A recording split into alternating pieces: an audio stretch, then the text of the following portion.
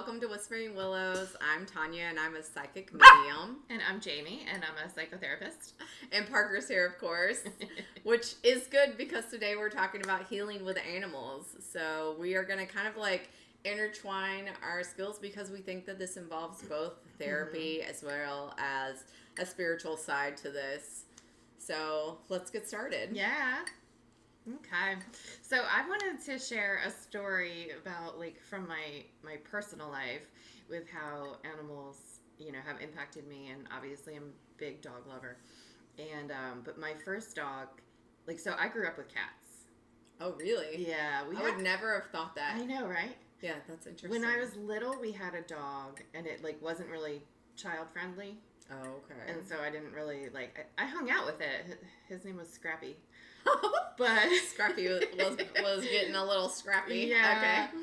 But then after him, we had cats. And so, Okay. in my 20s, I had cats. And I always ended up dating these guys that were allergic to cats. And it was always an issue. But anyway, then in my late 20s, I found out that I can't have children. And I, was grieving that. Even though I never had that maternal, I can't wait to be a mommy kind of thing. Right. But still, I thought I would be a mom because that's just what you do. Yeah, that's just what you know do. what I mean? It's kind of like you get married, you have kids. It's Yeah. that was the norm. Yeah. You know what I mean? You get married, you have kids, and then you work. Yeah.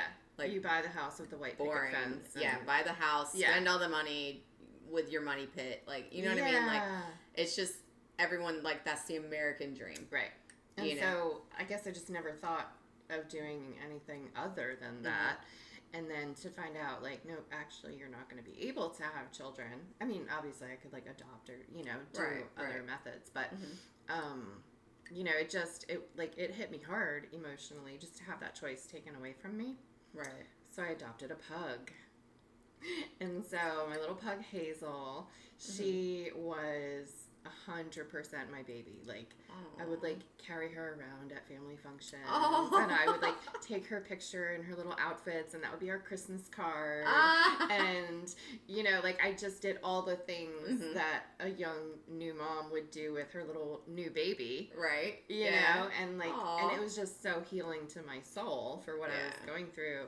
And so, I think that's just one example, but a really powerful example for me about how healing animals can be. Yeah, I agree. I think that certain animals are directed to you, they're brought into your life for a reason because animals are psychic and they feel what you feel. Animals can actually take on the personality that you have. Yeah. If you're bringing in negative energy to this animal and they're trying to heal it, it actually can confuse the animal. Yeah. And kind of make them maybe act out a little bit. They feed off of your energy. So if you're relaxed and chill, they're going to be relaxed and chill. They know what's going on. Even when I do readings, okay, so I'll be over there, she'll be sitting over here, and she'll just be sitting there, and I'll say, okay, I'm going to do a reading. This is before I start the reading. I always kind of do a meditation, and she will lay here, and she'll just be because the energies are coming into the room, and she's psychic, she feels it, she sees them. She can see whenever I see something, I'll look at her and she'll be looking in the same direction, the same area. She has confirmed so many things for me, which is healing for me because it affirms what I'm seeing, because I'll look to her and she'll just be looking, if I'm looking over there, and she'll just be looking over there, and then she'll start growling, and we have watched spirit, and in both of our hands, I'll look at her and both of our heads are turning, watching what's going on, and probably she's just comforting for you. It's very comforting for me because I'm okay, I'm not alone in this. I tell people all the time how much, just having her has made me feel I don't need to go out there and be in a relationship. I have a companion. 100%. I want a relationship, But it has saved me from so many things. It's like, I don't have to put up with that. Like, me and Parker can just chill on my couch and hang out, and we're good. Yeah. You know, I'm completely content with that. So being in a relationship is going to be something that I want. You know, it's not going to be something I need. You know, I think animals are just amazing. Like the unconditional love and like acceptance. You know, like. We can be unshowered and, you know... Yes, they don't care. We can put on weight and we can smell and we can, like, whatever. We could be in any kind of mood and, like, not have to show up as our best self. Yeah. And they just, like, love you unconditionally and accept you 100%. That is, like, the amazing. Purest form of unconditional love. Yeah. You know, like, when you have children and stuff, like, you understand unconditional love as well. Animals, you understand it. You know what I mean? Like, the animals just, like, show you so much. And I tell people all the time, we don't deserve animals. Yeah. Like, they take on so much from us, and we don't even realize it. You know, like, if we're more positive, like, they're going to be more positive and have a more positive outlook. You know, like, everything that we're feeling, they're feeling. Yeah. So I call Justice, you know, I call her my BFF. She's my pit boxer mix. And she is, like, I swear we're just, like, kindred spirits. Like, she is so in tune with me and my mood and, you know, and she's not clingy, but, like, she wants to always be near me. Right. You know, but, like, if I get up from the couch or something, like, she's going to watch me, you know, go into the other room, and she's just, like, checking to make sure I'm okay. Right. And, like, she's just amazing. Like, right. I mean, she literally is, like, my BFF. I know. They're, like, I just... You know, I always was like, oh my gosh, when I had, you know, my daughter, I'm like, I can't even go to the bathroom by myself. And also, like, the same thing with her. Yeah. Like, but she's, like, watching out for me. Yeah. So, like, when they go to the bathroom, they're, like, watching out for the other, you know, that's going to the bathroom or whatever. Yeah. You know, like, it's just, like, it's funny like that. So they, like, feel like, you know, you're a part of them and, like, you are in their pack, you know, so... I don't know. I think it's a great feeling. Like, I feel like, you know, I've had dogs and stuff in the past, and I think that with her, it's different, you know, because she is, like, my dog. I've never just had, like, we've had, like, family dogs and stuff like that. Like, she's mine. Yeah. So she is just so attached to me. And so, I mean, when I leave, because I work from home, but I'll, like, put her in the crate. And as soon as I close that door, she knows I'm leaving if I have my keys. And I hear her before I get down. And I'm just like, oh my gosh. Like, she's so used to being, like, right there with me. Or if I, you know, pack a bag, she's like, oh, we're going somewhere. You know what I mean? And if I leave her and to go, like, maybe I'm just loading the car. Yeah. She thinks that I've forgotten about her or something. Like, don't forget me. Don't forget me. Yeah, you know? And I was like, you're coming. Just calm down. Mine get really anxious when, if I'm, like, packing a suitcase or something. They're like, what's going on? Is she leaving us? Oh, it's awful. Yeah. I know. And sometimes I'm like, oh, I hate like that you feel that, you know? Like, I don't want her to feel that way. Like, I'm leaving her, she's being abandoned or anything like that, because I feel like we've felt that, and so we know how it feels.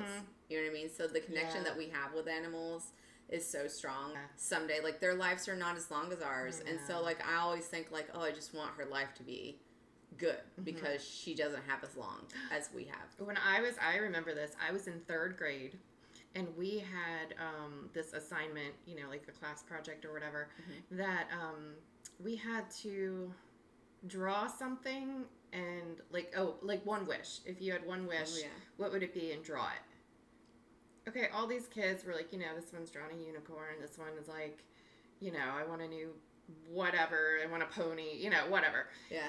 I draw a picture of my cat, who was named Jessica at the time. Jessica? Yes, Jessica. White cat. And so I draw a picture of Jessica, and my wish was that Jessica will live as long as me. Aww, I was in 3rd grade. That's, like, kind of sad. Because you, like, knew that, you know, one day that customer... And, like, even when I think about that, I'm just, like, I get, like, all sad. And I'm like, I don't want to think about this. I'll, like, I'll be watching a show or something, and if an animal dies, nope, I lose it. But it's like, if somebody else in the family dies, I'm just like, wow, that, like, sucks. But, like, if an animal dies, I'm just like, you know, it's like they have, it's almost like, you know, it's a natural thing and it's supposed to happen, but, like, if like a dog got run over by a car or something, I'm just like, oh, it's so dramatic and, like, it's tragic, and You know, and I just think that, like, they're here to help us. Totally. You know what I mean? They feel that. They know what their purpose is. They're on a mission. Yeah. So. And I write a lot of letters for my clients to have their animal, like an emotional support animal, mostly for housing reasons, like if there's, you know, no pets allowed or no dogs over 30 pounds allowed, you know, things like that. If they have a letter from a mental health professional saying it's an emotional support animal, then the landlord has to honor that. Right. Some landlords don't know that they have to honor it, but legally they do. They do. And also, if you have that letter and you have, like, say your pet is allowed to live there, but you have, like, pet rent, you don't have to pay the pet rent. Correct. Like, they will waive it because it's an emotional support animal. I just feel like all animals are emotional support animals. So, yeah, you probably should write me a letter. Parker's rent is like $25 a month. I mean, she's totally worth it, but she's not doing anything. She's not selling any, you know, puppy feet pics or anything. You know, I mean, but she keeps me sane. She's not earning her keep. She keeps me sane. It's her job. Like, she really, like, you know what I was telling her last night? We were watching, oh my gosh, I watched Love is Blind. So we're watching that, and I was like, I just looked at her and I was like, because they were like complaining about something, they were getting into a tiff, and I just looked at her and I was like, I love you so much. I said, you know what I love about you? You don't complain because I watch this bullshit. Like, you just sit here and you watch it with me, and like a lot of times I catch her like looking at it like she knows like what's going on. It's hilarious. I'm like, this is happy to be with you. Yeah, she's like, we binge watch shows all the time. You know, sometimes I'm like, oh, I wish that such and such was here to like talk with me about this show or whatever. And like, I just talk with Parker about it. Like, she's not talking back to me, but she's looking at me like, okay, you know. So, and she doesn't, you know, talk in the middle of my show. She doesn't ask me questions. Like, she just lays here and snuggles me. Yeah. So. And a lot of my clients, like, some of them struggle with depression to where, like, it's really hard to get out of bed in the morning, and, you know, they just want to, like, sleep their day away. And, you know, so I'll put in the letter that, like, their pet gives them a sense of purpose outside of themselves. Yeah. You know, it's like they're forced to, like, get up and participate in life and, you know, feed the animal and clean the cat box or whatever the thing is, walk the dog. And, you know, like, it does give you that, like, purpose and that, like, reason to function and like find that like inner strength to like all right, I gotta get out of bed, I gotta do this thing, you know. I think that, you know, knowing that I have to like keep her alive, sometimes like we all get like in our feels or get hard on ourselves or something like that. And before, you know, I had a child that I was raising and I had to make sure that she made it, we made it, like you know what I mean. I have like so much less stress. But she makes me, like, I have to go outside to walk her. Yeah. You know what I mean? There's stuff like that where, like, I have to go outside and I got to get some sunshine on my face. And, like, we're walking outside and, you know, she's going to the bathroom and doing her thing and smelling all the other areas where all the other dogs are. Yeah. They're, like, they say that when they're, like, smelling all that to not, you know, pull them away because that's, like, their social media. Like... Yep. Yeah, so I'm just like, okay, sometimes I'm like, all right, we've been on this page for a long time. Yes. Like, come on, let's go. You know? Yeah. But she's like seeing what's going on in the neighborhood, you know? Totally. So, yeah. It's fun. I love having her. I don't, like, I always am just like, and then I think forward to, like, when she, like, does have to go, and I'm just like, should I get another one before she goes? Because I feel like I'm going to need one to, like, help me when this happens to her. And I really am, like, debating, like, maybe when she's, like, 5, 6, 7, like, go ahead and get another one. Yeah. You know, and then kind of, like, this is going to be, like, I'm forever going to have a dog because she just she's taken such good care of me, you know, and, like, to have to, you know, let her go is going to be so hard. Like, we can't do that with our moms and our dads and stuff like that. We can't replace them. Not saying that I'm replacing her, but at the same time, like, you need that emotional support. You know what I mean? Like, if my mom passed away, like, Parker is going to give me that support, you know, that I need emotionally. Like, she's here with me. She's going to be here for me. And she's going to help heal that. heartbreak that I'm going to have. Like, I'll never be able to replace my mother. Yeah. But you need help getting through things. And I think that animals are here for us. Like 2 years ago, I lost 2 pugs within a span of like 3 months. Yeah. And so I went from having 5 dogs to having 3 dogs.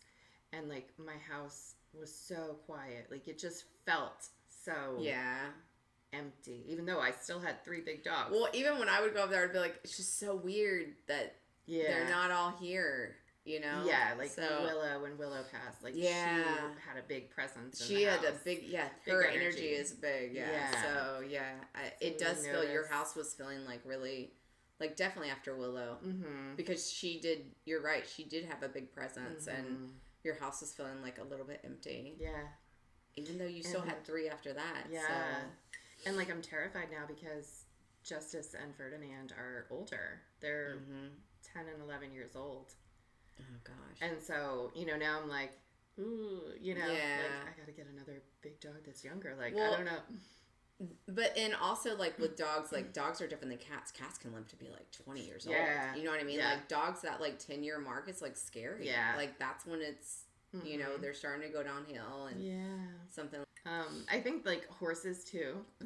Like there's a lot of equine therapy programs where they use horses for therapeutic value, and like people can go and like build trust with the horse and like get them to give them their paw. It's not a paw, but their hoof. Thank you. And they can like brush the horses. And I don't know a lot about equine therapy, but I know that it's like really powerful, and it's very just because I grew up with horses like in the summer, it's actually very relaxing to like brush a horse and like to ride a horse. It's very relaxing. Like it kind of like puts you in a different state because you have to be relaxed because the horse feels your energy. Oh yeah, the horse. My grandpa would always be like, just calm down. Like he would tell me. Oh. Because the horse would be like, and I'd just be nervous. And he's like, just don't be nervous. Like it's fine. Don't be nervous. And as soon as I would calm down, the horse would start doing what I said and would be calm. And so, like, you had to be in a relaxed state to ride the horses. And then, like, how therapeutic is that, right? Very. Like, learning that, like, I have to calm down. I have to, like, calm down my nervous system. Yes. For, like, to benefit this beautiful creature here. You teach yourself because if you think about this, like, that's a big animal. Okay? Yeah. Like, potentially, if this horse goes rogue, like, it could trample you. So you have to remain calm around them because they are feeling all of your energy. They're psychic. Like, they're feeling, they know if you don't have control of the situation. Like, so you have to kind of, like, assert yourself, be calm, and just do what needs to be done. And they will feel, like, the confidence that you have and you are in control of the situation. And, like, I just remember, like, there's the horses are funny. Like, they're very routine. So we would, like, walk our horses. Like, we would go riding or whatever. I know, because you were cowboys. We were cowboys. So as soon as we would get close to the house, the horses would immediately start picking up pace because we would feed them after. We would take the saddle off. We would brush them and we would feed them. So they're like, oh, we're getting close to the barn. Like, they would pick up pace. Yeah. And immediately, and my grandpa would always be like, nope, turn them away. And like, we're going to go. Because you wanted to be, it was letting them know that you're in control. Yeah. And that, they're not going to hurt you and they're going to, learn your energy and understand that you are in control. You know what I mean? And it's like when a teacher says, like, the bell doesn't dismiss you, I dismiss you. Yeah. So it was kind of like my grandpa would be like, nope, just take them, around for some more, like just walk them a little bit more. And then we would turn around. So like if we would go, like say one day we'd go to the right to go riding horses. The next day we'd go to the left to go riding horses, so that they weren't so like routine and like they didn't know how long they were going to ride, because the further you got away from the barn, the better they acted. Like it would, it's just so interesting, like the way that, my grandpa, like he just grew up riding horses. He wasn't like professional, but he was, because he knew, and he knew that the horse knew how to get home.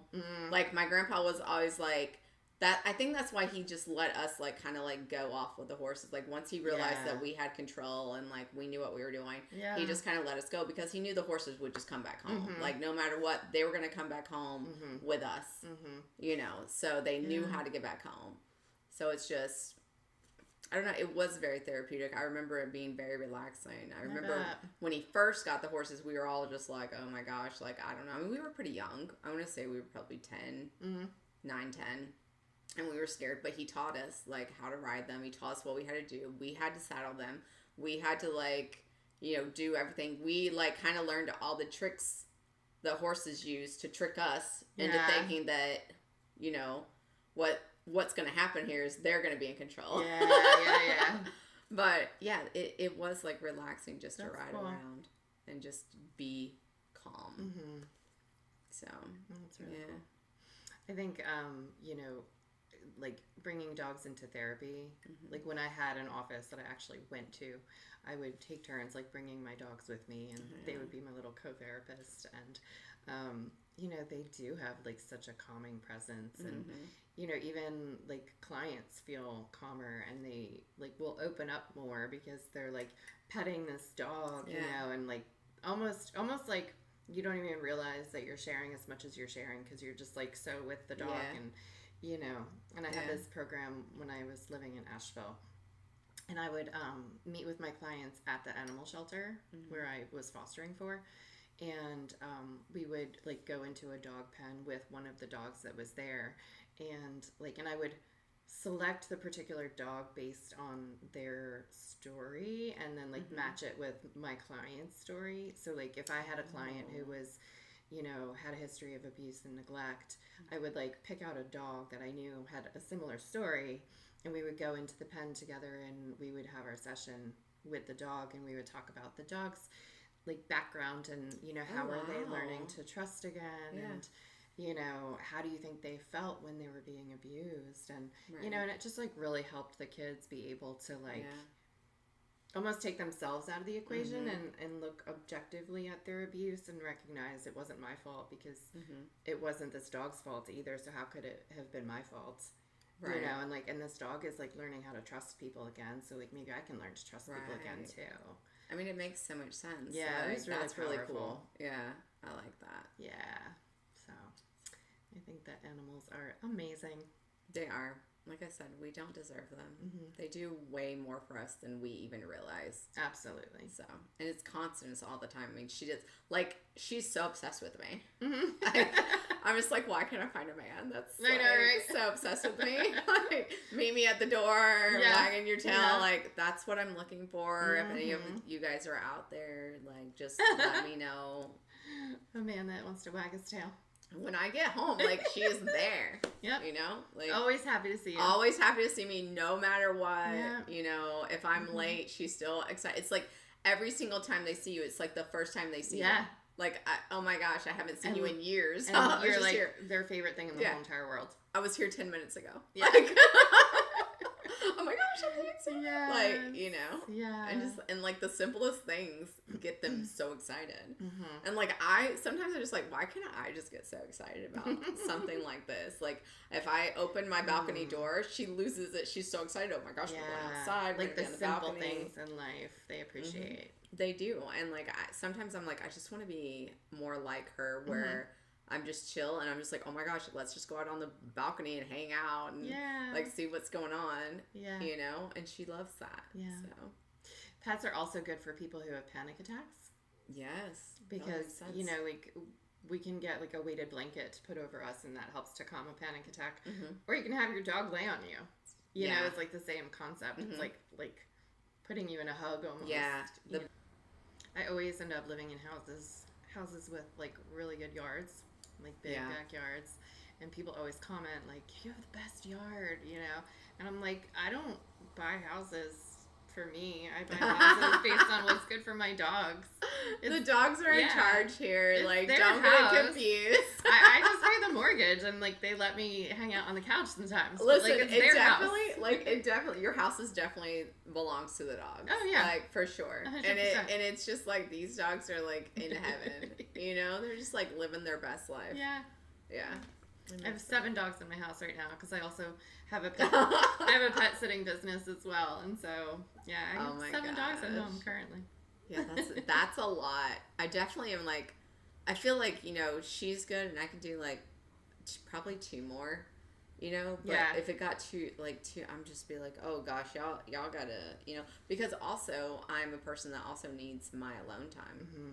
So sometimes, like, no matter what, she's got to be touching me. Like, she'll just have her paw on me. Yeah. You know, and so like if I'm eating or something, she'll just walk in circles because she doesn't know what to do. She knows she can't be up here with me if I'm eating on the couch. But she'll just walk in circles, like, and she'll just go back and forth, and sometimes she'll, you know. Yeah. Because she's like, she doesn't know what to do with herself. Yeah. But, yeah. How dare you not share your food with me, is what she's saying. I know. I did give her a french fry the other day. I usually don't give her, like, anything, and I was just like, you're so cute. I know. And I love you. Here's a french fry. So. Okay. Well, let's see. What are we going to be talking about next week? We are going to be talking about past lives. And past lives, we did like some research on like children and stuff like that. So there's a lot of research and evidence. So we're going to talk about that next week. And just talk about our own beliefs. And our own beliefs and, you know, just kind of have a discussion about that. Yeah. So if there's anything that you want us to talk about, please let us know. You can contact us. We're on the socials, Whispering Willows X. And then comment below, like us, subscribe, do all the things. So we'll see you next week. Bye. Bye.